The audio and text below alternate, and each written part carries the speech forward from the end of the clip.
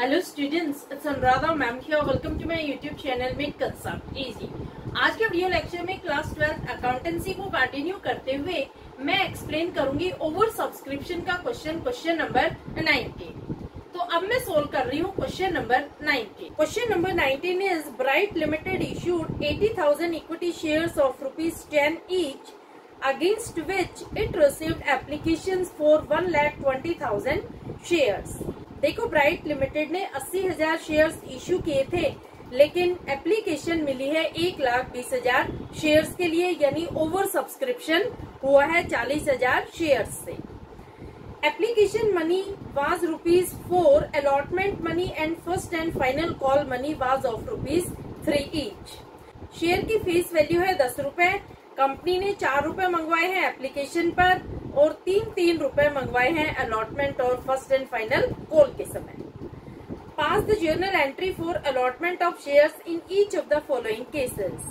देखो, इस क्वेश्चन में 4 केस गिवन है। चारों ही केसेस की मैं आपको सेपरेट एंट्रीज पास करके दिखाऊंगी।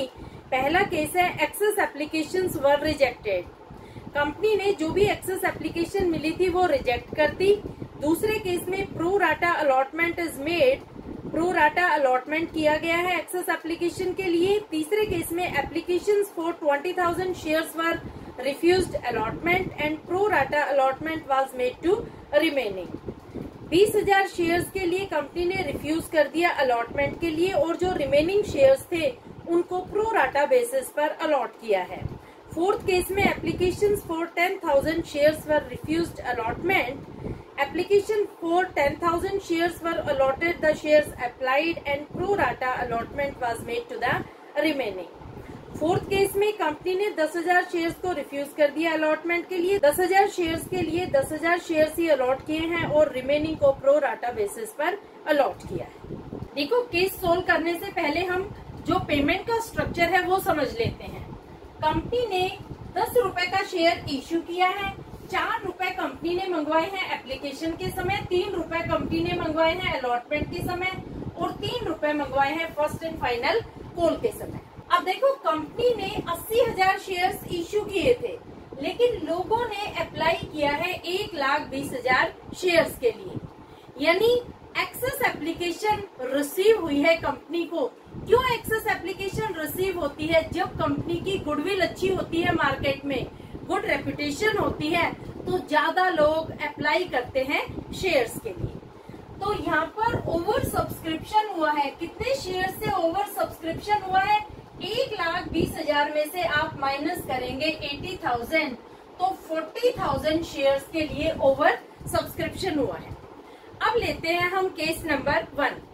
केस नंबर 1 क्या कहता है? एक्सेस एप्लीकेशंस वर रिजेक्टेड। देखो, जो भी एक्सेस एप्लीकेशन आई थी कंपनी ने वो रिजेक्ट कर दी। देखो, एक्सेस एप्लीकेशन कितने शेयर के लिए आई है? 40,000 शेयर के लिए एक्सेस एप्लीकेशन आई है। ये कंपनी ने रिजेक्ट कर दी। कंपनी ने कहा कि हम आपको शेयर्स अलॉट नहीं कर सकते। देखो, किस तरह से आप क्वेश्चन सोल्व करेंगे। जो अप्लाइड शेयर है उसे आप एप्लीकेशन मनी से मल्टीप्लाई कर देंगे। अप्लाइड शेयर है 1,20,000, तो इसे 4 से मल्टीप्लाई करेंगे तो एप्लीकेशन मनी रिसीव होगी 4,80,000 रुपए। ठीक है। अब देखो, कंपनी अलॉट कर रही है 80,000 शेयर्स। 80,000 को भी आप एप्लीकेशन मनी से मल्टीप्लाई कर देंगे। 80,000 इंटू 4 इज इक्वल टू 3,20,000। अब देखो, कंपनी ने 40,000 शेयर्स के लिए रिफ्यूज कर दिया है, तो 40,000 को भी आप मल्टीप्लाई करेंगे 4 से। अमाउंट आएगी 1,60,000। ठीक है। ये छोटा सा आप वर्किंग नोट बना लेंगे। अब देखो, जो ये 4,80,000 रुपए है ये दिखाए जाएंगे बैंक अकाउंट डेबिट में। क्यों 4,80,000 हम बैंक अकाउंट डेबिट में दिखाएंगे? क्योंकि कंपनी को एप्लीकेशन मनी रिसीव हुई है 1,20,000 शेयर्स पर 4 रुपए के हिसाब से। तो कंपनी को टोटल पैसा मिला है 4,80,000 रुपए। लेकिन कंपनी सारे पैसे शेयर कैपिटल में ट्रांसफर नहीं कर सकती। क्यों नहीं कर सकती? क्योंकि 1,60,000 एक्सेस पैसा मिला है। 1,60,000 को कंपनी कर देगी रिफंड और शेयर कैपिटल में कंपनी ट्रांसफर करेगी सिर्फ 3,20,000 रुपए। क्यों 3,20,000 ट्रांसफर करेगी? क्योंकि कंपनी अलॉट कर रही है 80,000 शेयर्स। तो अब हम पास करते हैं journal and bank account debit. कितनी अमाउंट आएगी? अमाउंट आएगी ₹4,80,000 to share application account. Amount will be same ₹4,80,000। Narration क्या होगी? नरेशन होगी एप्लीकेशन मनी रिसीव्ड। अब देखो सेकेंड एंट्री में कंपनी जो एप्लीकेशन मनी रिसीव करती है उसे ट्रांसफर करती है शेयर कैपिटल। तो सेकेंड एंट्री होगी share application account debit. Amount कितनी आएगी? अमाउंट आएगी 4,80,000 रुपए to share capital account to bank account. अब देखो शेयर कैपिटल को आप कितनी अमाउंट से क्रेडिट करेंगे? शेयर कैपिटल को क्रेडिट करेंगे 3,20,000 रुपए से। तो हम यहाँ लिखेंगे ₹3,20,000 टू बैंक अकाउंट। कंपनी कितना पैसा एप्लीकेंट्स को वापस कर रही है? कंपनी वापस कर रही है 1,60,000 रुपए। तो टू बैंक में हम क्रेडिट करेंगे ₹1,60,000। नरेशन होगी एप्लीकेशन मनी ट्रांसफर्ड। क्लियर? तो फर्स्ट केस में आप ये 2 एंट्री पास करें। अब मैं आपको समझा रही हूँ केस नंबर 2। अब देखो सेकंड केस क्या कहता है? Pro rata allotment is made. इस केस में किसी भी एप्लीकेंट को एक्सेस एप्लीकेशन मनी रिफंड नहीं की जाएगी। कंपनी ने 80,000 शेयर्स इश्यू किए थे, लेकिन लोगों ने अप्लाई किया है 1,20,000 शेयर्स के लिए। तो कंपनी क्या करेगी कि प्रो राटा बेसिस पर सबको शेयर अलॉट करेगी। प्रो राटा अलॉटमेंट का मतलब क्या होता है कि कंपनी सारे एप्लीकेंट को पूरे शेयर नहीं देगी, सबको एक अनुपात में शेयर्स अलॉट करेगी। इसे कहते हैं प्रो राटा अलॉटमेंट। जैसे देखो, जिन लोगों ने 1,20,000 शेयर्स के लिए अप्लाई किया था, कंपनी उनको 80,000 शेयर्स अलॉट कर रही है। देखो प्रो राटा हम समझते हैं 1,20,000 के लिए लोगों ने अप्लाई किया है और कंपनी अलॉट कर रही है 80,000 शेयर्स। देखो ये कैसे आप समझेंगे? 4 तिये 12, 4 दूनी 8। जिन लोगों ने 3 शेयर के लिए अप्लाई किया था, कंपनी उनको अलॉट कर रही है 2 शेयर। कंपनी एक अनुपात में, कंपनी एक प्रोपोर्शन में शेयर्स अलॉट करेगी। सारे एप्लीकेंट को पूरे शेयर नहीं देगी, लेकिन सारे एप्लीकेंट को शेयर मिलेंगे एक प्रोपोर्शन में, एक अनुपात में। यानी जिस शेयर होल्डर ने 3 शेयर के लिए अप्लाई किया है, कंपनी उसे 2 शेयर अलॉट करेगी। ये होता है प्रो राटा अलॉट। एक छोटा सा वर्किंग नोट बनाएंगे। अप्लाइड शेयर लिखेंगे 1,20,000। इसे एप्लीकेशन मनी से मल्टीप्लाई कर देंगे जो है ₹4। तो अमाउंट आएगी ₹4,80,000। इशूड शेयर को भी आप 4 से मल्टीप्लाई करेंगे, 80,000 को 4 से मल्टीप्लाई करेंगे तो अमाउंट आएगी ₹3,20,000। ये बिल्कुल फर्स्ट केस की तरह से ही हमें कैलकुलेशन करनी है। अब देखो जो एक्सेस एप्लीकेशन मनी है उसे कंपनी रिफंड नहीं करेगी, उसे प्रो राटा बेसिस पर शेयर्स अलॉट करेगी। यानी जो पैसा कंपनी को एक्सेस मिला है उसे आगे अलॉटमेंट के समय कंपनी यूज करेगी। तो देखो कितने शेयर हैं जो एक्सेस मिले हैं? 40,000 शेयर हैं जो एक्सेस मिले हैं। इसे आप 4 से मल्टीप्लाई कर देंगे तो एक्सेस मनी मिली है कंपनी को 1,60,000 रुपए। 1,60,000 को कंपनी अलॉटमेंट के समय यूज करेगी, क्योंकि ये एक्सेस एप्लीकेशन मनी कंपनी को रिसीव हुई है, जिसे वो किसी भी एप्लीकेंट को रिफंड नहीं करेगी। तो देखो अप्लाइड शेयर की अमाउंट आती है बैंक अकाउंट में, इशूड शेयर की अमाउंट आती है शेयर कैपिटल अकाउंट में, और जो ये एक्सेस मनी है इसे हम दिखाएंगे शेयर अलॉटमेंट।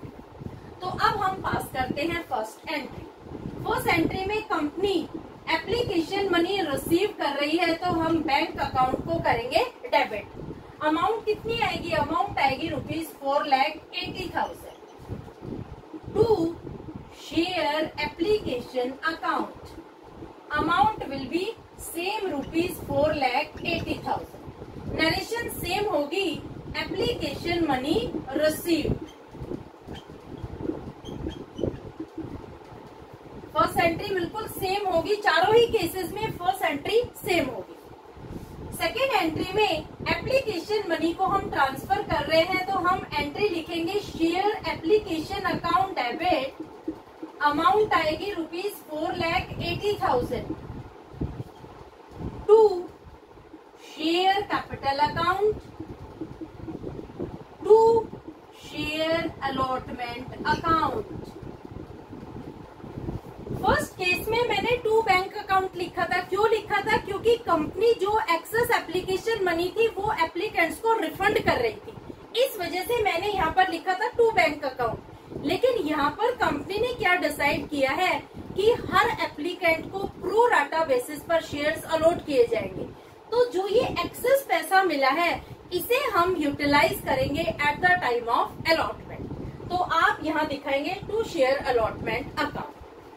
अब देखो शेयर कैपिटल में सेम अमाउंट आएगी जो फर्स्ट केस में आई थी ₹3,20,000 और शेयर अलॉटमेंट में आएगी अमाउंट ₹1,60,000।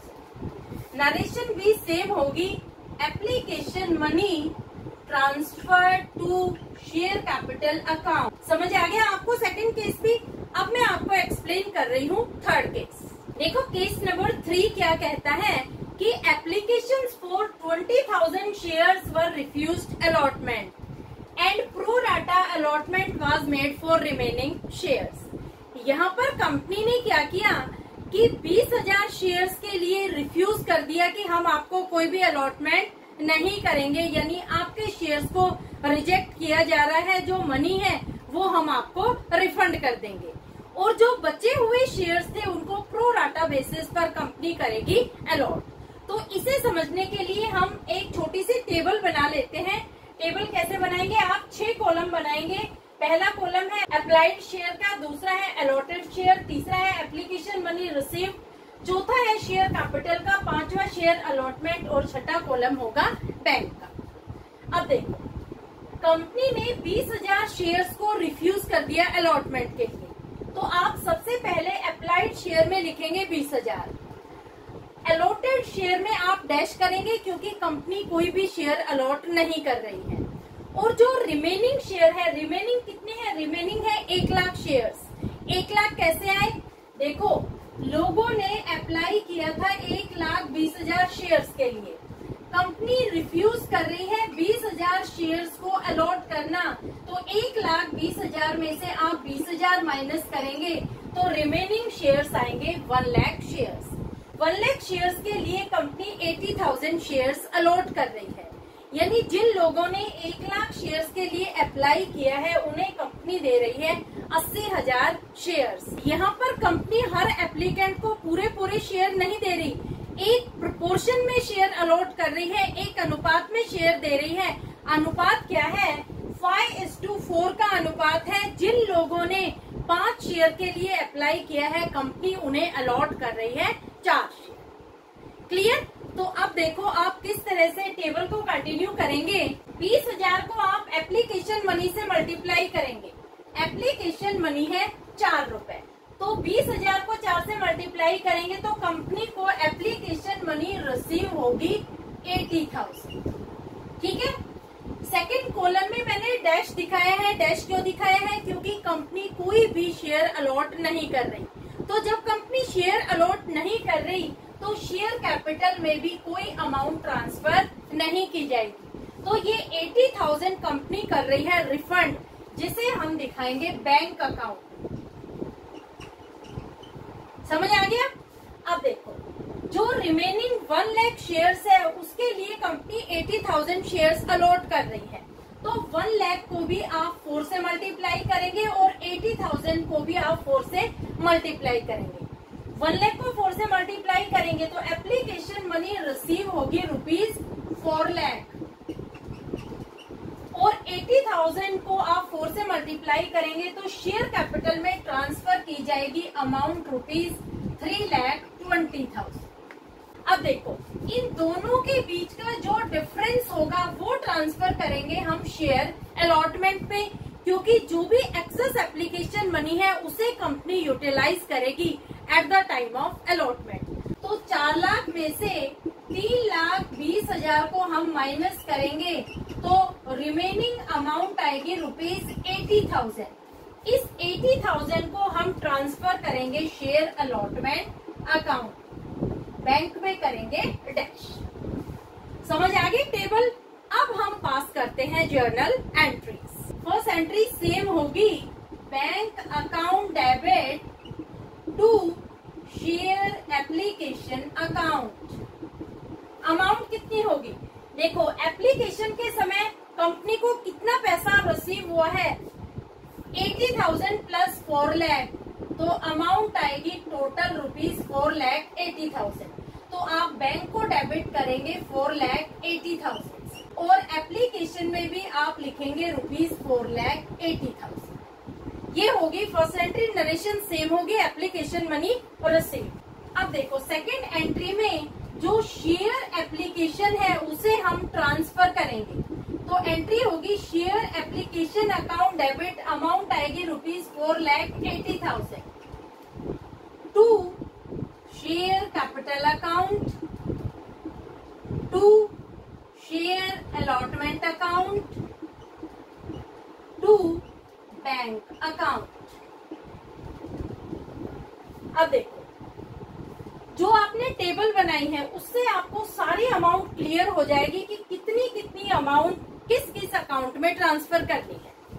देखो शेयर कैपिटल में कितना पैसा आएगा, जो शेयर कैपिटल के कॉलम में है ₹3,20,000, तो शेयर कैपिटल के सामने आप दिखाएंगे ₹3,20,000। शेयर अलॉटमेंट में कितना पैसा आएगा, जो शेयर अलॉटमेंट के कॉलम में है ₹80,000 और बैंक में आएगा ₹80,000।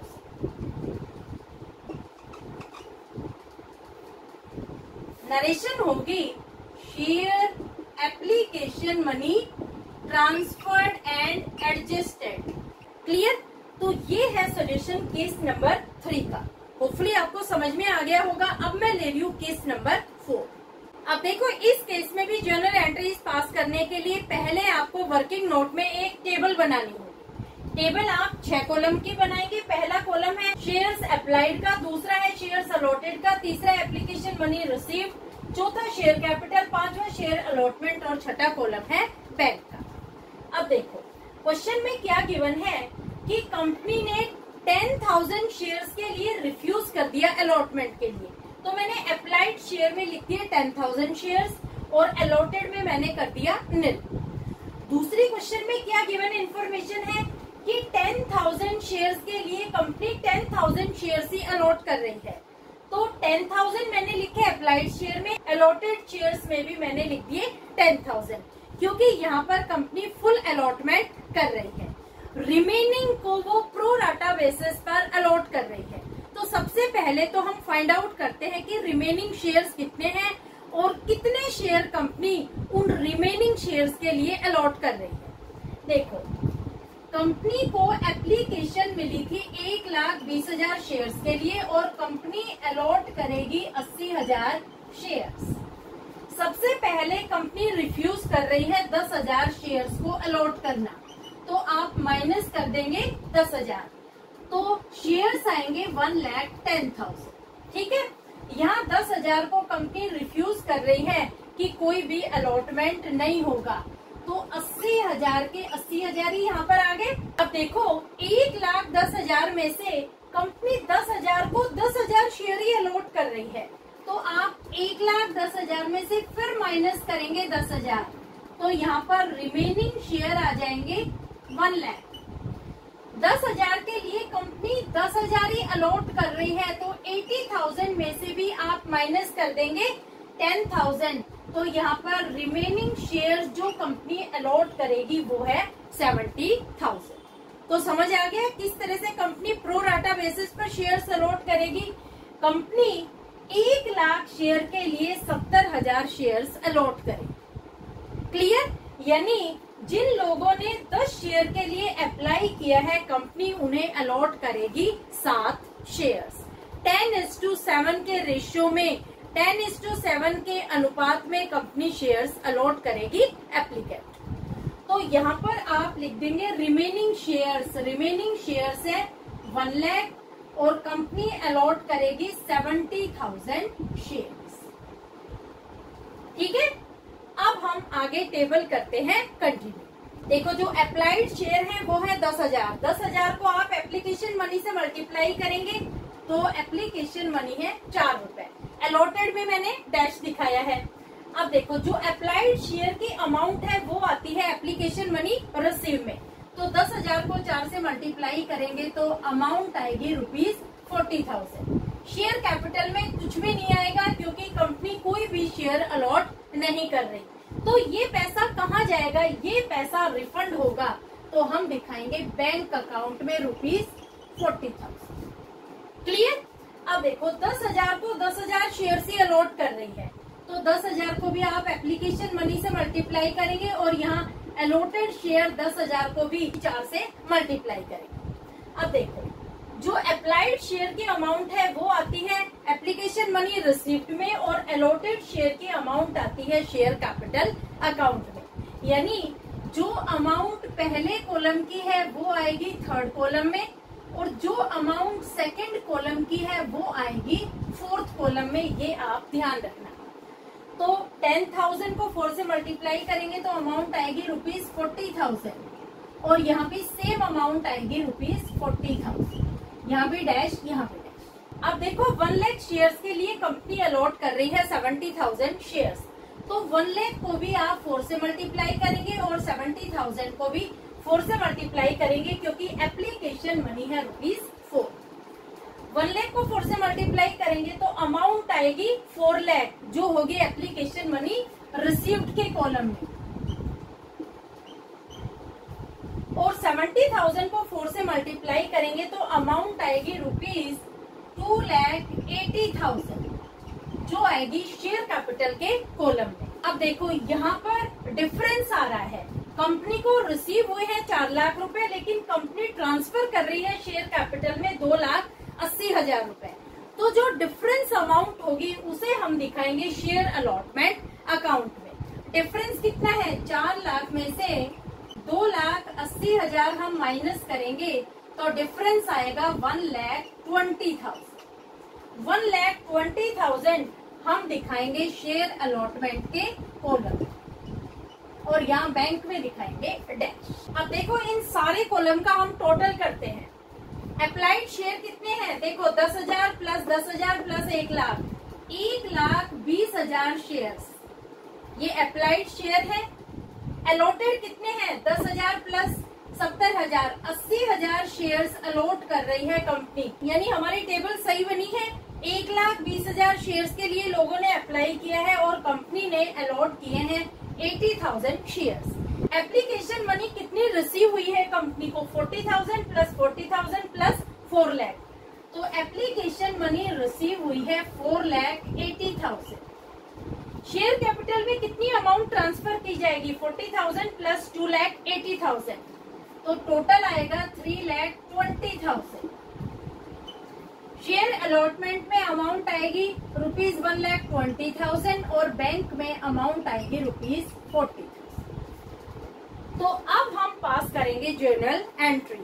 बहुत इजीली आप पास कर लेंगे, किसी तरह की कोई गलती नहीं होगी क्योंकि सारी अमाउंट यहाँ पर लिखी हुई है। कितनी कितनी अमाउंट किस अकाउंट में ट्रांसफर होगी।